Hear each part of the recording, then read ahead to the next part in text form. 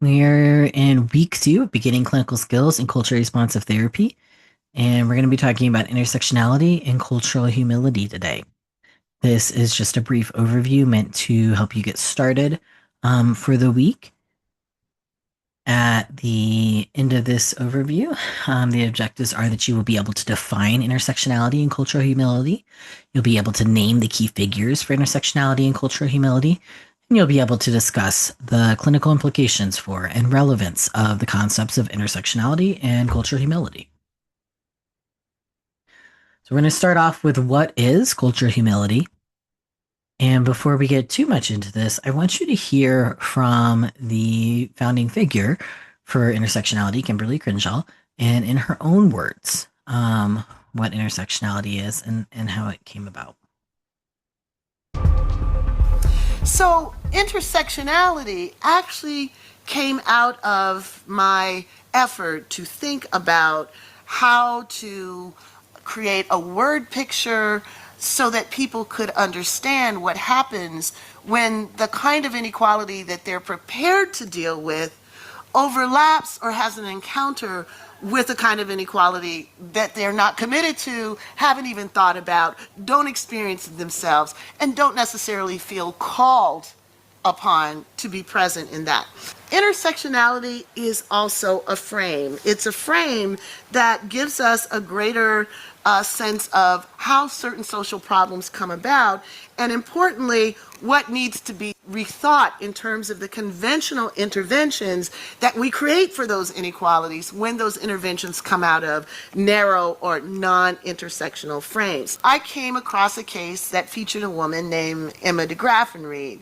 She was actually representing an entire group of black women who were seeking better employment opportunities at an auto manufacturing plant in the Midwest. She was a wife, she was a mom, she was working class, she was really hoping to advance her family's well-being by seeking a different kind of job than the ones that typically were set aside for a woman like her. A job as a domestic worker or a job as a janitorial engineer. These were the kinds of jobs that were underpaid and that were usually without benefits. They weren't the kind of job that would allow you to actually entertain middle class aspirations. So she was trying to get one of those better manufacturing jobs. So she applied for the job. Unlike other black women, she was denied. After her denial, she sued the employer, claiming race and gender discrimination. Now, the judge that heard Emma's case dismissed her suit. And he dismissed her suit because the employer in question had, in fact, hired African Americans, and the employer had, in fact, hired women. From the court's vantage point, the fact that they'd hired African Americans and had hired women meant that they did not engage in race discrimination and they didn't engage in gender discrimination. Now, the fact that the African Americans they hired were not women and the women that they hired were not African Americans didn't defeat the argument that these women were unable to prove discrimination because the employer had hired blacks and had hired women. So from the court's vantage point, the problem was that for Emma to be able to say, I was discriminated against, she had to say, I was discriminated against as a black person who's a woman. I was discriminated against as a woman who's a black person. That's what she would have had to say. And the court thought that the law didn't allow her to combine these two causes of action into one. That's a little bit about intersectionality and where the concept started, where the concept came from the person who coined that. We're going to move on to a definition, and then we'll talk a little bit more about Kimberly Crenshaw.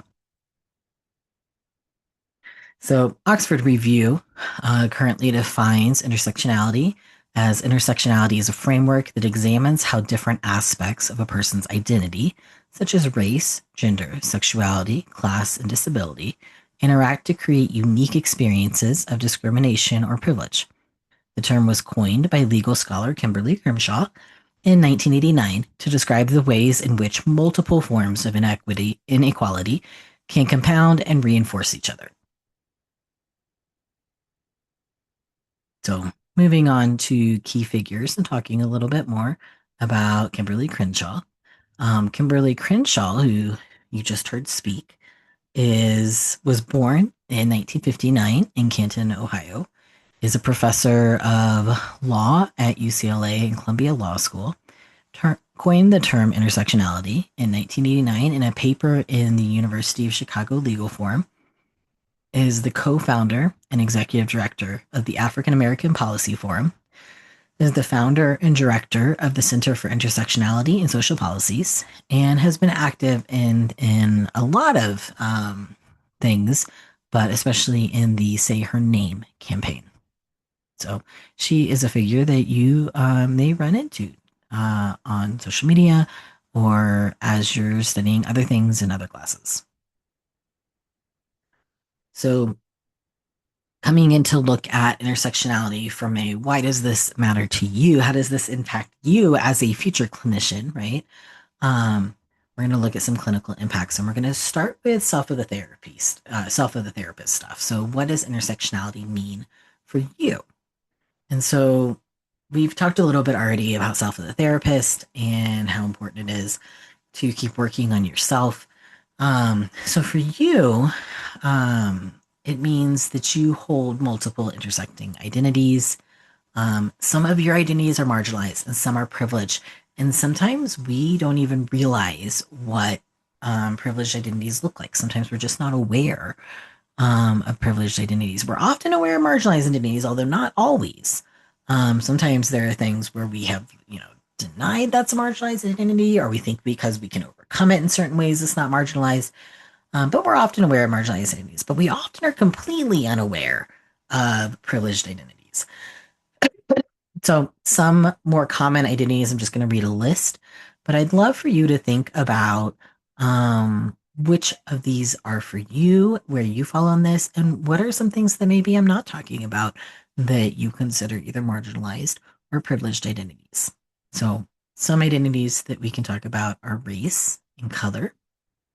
We can talk about gender and being endosex or intersex. We can talk about sexuality and romantic orientation. We can talk about socioeconomic class. We can talk about disability and ability. We can talk about religion and spirituality. And I didn't add on to it, but we can also talk about like how secular someone is. We can talk about language and, what's your first language? What's your second language? And we can also talk about accent. Accent is something I think is often overlooked, but accent is something that people often notice. We can talk about citizenship and nationality.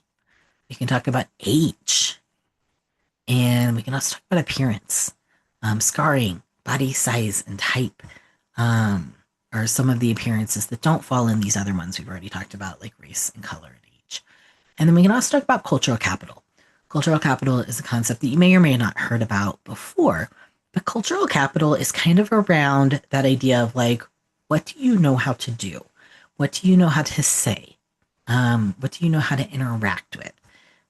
Somebody who is comfortable in the culture that they're in is comfortable in the space that they're in. Somebody who knows, for example, how universities work is going to have more cultural capital than somebody coming into a university who doesn't know how things work and doesn't know how they're supposed to interact in certain spaces. So, cultural capital is one that often gets overlooked when we talk about intersectionality of identities. So, and then the other part of this is what does intersectionality mean for your clients? You will be sitting in clinical sessions, and what are some things that would be good to keep in mind? So, when you're in clinical sessions, we need to recognize that clients hold multiple intersecting identities, just like you do. We also need to recognize that clients who share identities with you may not share experiences. They might, but we shouldn't assume that. We need to recognize how systems and institutions may interact and intersect in your clients' lives in ways that you do or don't understand. And we need to be curious and ask open ended questions. How does that affect your life? How does, being black, how does being trans, how does being from lower class affect your life? what does that mean to you? What does it mean to be Black? What does it mean to be an immigrant? What does it mean to be poor to you? Um, where do you feel supported? And where do you need more support? We also need to be careful that we validate their lived experiences, that we don't invalidate them, that we don't question them, um, that we don't act in ways that suggest that we don't believe them, even if those experiences are different from what you expect for them. So that's a little bit about intersectionality. We'll come back to it again at the end, just a little bit. We're going to move on to cultural humility. So we're going to start out, just like we did with intersectionality, we're going to start out with what is cultural humility? So um, before we do anything else, before we move on, I want to start with what is cultural humility. And again, we're going to hear from the co-founders and in their words how they explain cultural humility. Cultural humility that is a multi-dimensional concept, and certainly Melanie Tervalon and I conceptualized three dimensions. The first is lifelong learning and critical self-reflection. And in that critical self-reflection, it is the understanding of how each of us, every single one of us, is a complicated, multidimensional human being. Each of us comes with our own histories and stories, our heritage, our point of view. You're looking at me now. I am very fair-skinned. When I was a little girl, my hair was blonde. My eyes are blue. People often tried to call me anything but African American. I have a history. My identity is rooted in that history. My parents gave me the knowledge of my own social identity, and my own experience in life has created that. I get to say who I am. The second tenet, after self-reflection and ongoing lifelong learning and development, is this notion that we must mitigate the power imbalances, to recognize and mitigate the power imbalances that are inherent often in our clinician patient or clinician client or service provider community dynamics. And then finally, the piece that I would offer that Jan and I feel people often either don't read or don't like, which is, and the institution has to model these principles as well. There's a little bit about cultural humility in the words of those who coined it and founded the concept. And we're going to go over the definition now. According to Oxford Review right now, cultural humility is Cultural humility is an approach to understanding and respecting the cultural identities of individuals and communities. Unlike cultural competence, which often implies a mastery of knowledge about different cultures, cultural humility focuses on a lifelong commitment to self-evaluation and self-critique. It encourages individuals to recognize their own biases, power dynamics, and the limitations of their cultural knowledge, while fostering open and respectful relationships with people from diverse backgrounds. So, talked a little bit about cultural humility. You've heard from these key figures, but now we're going to talk a little bit about the key figures themselves. So, Melanie Tervalon was born in 1951 in Philadelphia, Pennsylvania. She currently works at the Melanie Tervalon Consulting. You can actually find her website online. It's pretty cool. And she co-coined cultural humility in a journal article in the journal Academic Medicine. She also founded the multicultural curriculum program at Children's Hospital in Oakland, California.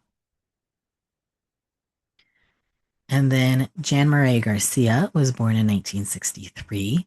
She's a clinical professor at UC Davis who developed the Summer Institute on Race and Health. She co-coined cultural humility in a journal article in the journal Academic Medicine. And she founded and directs the Interprofessional Central Valley Road Trip, an overnight field trip down Highway 99, emphasizing the beauty, contributions, and histories of the diverse people of California's Great Central Valley. This is also when I was looking into this. This was my first time even hearing about this, and this sounds amazing. This sounds like something I would love to do. Um, so I'd love to hear from you if you've ever gotten to do this. So we're going to talk about clinical impacts. So we have the definition. We kind of know who founded it and why. But now let's talk about how this relates to you as clinicians. So, what does cultural humility mean for you? Self of the therapist with cultural humility means that there's more to working across cultures than just competence. For a long time, we had this idea of cultural competence, but competence really suggests that you can eventually be completely competent, right? That there will eventually be no more to learn. And cultural humility really takes a step back from this and goes, no, that's not how this works. Cultural humility means knowing that you don't know everything. It moves from this idea of like, I can reach competence to I will always be learning. That means lifelong self reflection about biases, power dynamics, social location, and what am I assuming? It also means that we need to accept that discomfort is normal and that sitting with it is a requirement of growth. You will absolutely run into situations where you just feel bad, where you're just really uncomfortable with what is going on, and that's not anything wrong with your clients. That's a you thing, and you have to deal with that. So we need to be willing to be corrected by our clients without being defensive. We need to be willing to be corrected by our colleagues without being defensive. And we also need to be aware that we hold institutional power as a clinician. So being careful that we don't shut down clients when they want to talk about things or when they want to correct things. And then what does cultural humility mean for your clients? In clinical sessions, it means that we should recognize that clients are experts in their own cultures and lived experiences. Again, even if those are ones that we share, we may share cultures and have very different lived experiences, right? We need to ask open ended questions. Would you tell me about your culture? How does the culture you grew up in affect you today? And if you mess up, you should acknowledge that, apologize. You should not center yourself. You should repair and then move on collaboratively. So, talking about intersectionality and cultural humility, we all have a multitude of intersecting identities, including ourselves and our clients. And that is really like a big takeaway when it comes to intersectionality. And then we need to remember that to understand these identities and intersections, culture humility rather than competence is an ongoing, lifelong process of learning, being curious, and knowing that we are never going to know everything. And then I've also included some like looking forward if you want to learn more. Now, obviously, do all the work for your class. That will also help. And one of these is on there as like a suggested video to watch for your class as well. But here's a couple of follow-up activities and trainings. There's this Safe Zone project. If you have or haven't heard of that, it's a wonderful project. But they have a section around intersectionality with a few different activities you can look at. There's the Kimberly Crenshaw Urgency of Intersectionality TED Talk video you can watch. NADAC has some free cultural humility webinars you can watch. And then NCWWI also has some free cultural humility resources that you can go look at.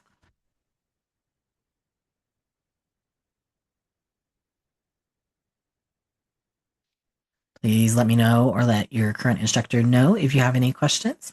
And otherwise, I'm looking forward to learning more about intersectionality and cultural humility with you.